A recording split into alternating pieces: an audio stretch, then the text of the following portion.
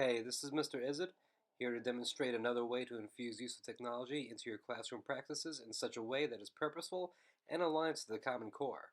Specifically, this video will outline an activity that can be used as an end-of-unit project that will show students how the skills they practice can be applied outside of the classroom, namely for visual media purposes. The project of which I speak is a book trailer, which, as you might have guessed, is much like a movie trailer. It gives the audience some insight into the story in order to pique interest. And one would be able to utilize many of the Common Core skills in order to accomplish this. Let us take a look, for instance, at some clips of the trailer for Luhrmann's adaptation of Romeo and Juliet to see how the third standard for reading literature applies. Analyze how complex characters develop over the course of the text, interact with other characters, and advance the plot or develop the theme. Notice how the first line we hear, spoken by Leonardo DiCaprio as Romeo, relates to the theme and an important plot development. My heart loved till now, for swear at sight, for I never saw true beauty till this night. So he mentions love, which is one of the ideas the theme is related to, and we can clearly see, through his dialogue and their interaction with one another, an important plot development. They fall in love at first sight. In fair Verona, where we lay our scene. So we can clearly see how the Common Core skills manifest themselves in this movie trailer and, as such, in trailers in general. Now the criteria for the book trailer assignment which I'm about to show you takes this a step further in the sense that it requires students to employ some of the strategies that they would when writing an essay.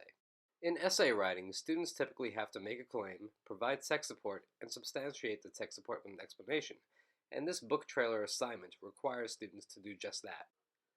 Notice how the book trailer for Jekyll and Hyde that I created not only includes quotes from the text that either advances the plot or develops the theme, but offers an explanation as to how those quotes advance the plot or develop the theme. I first begin the trailer with a quote from the text about the ideas of good and evil. This quote is indicative of the theme. I then go on to include text that explicitly states what the theme is in relation to the quote. Was the curse of mankind that these polar twins should continuously be suffering? He began to go wrong, long in the mind. Such unscientific balderdash.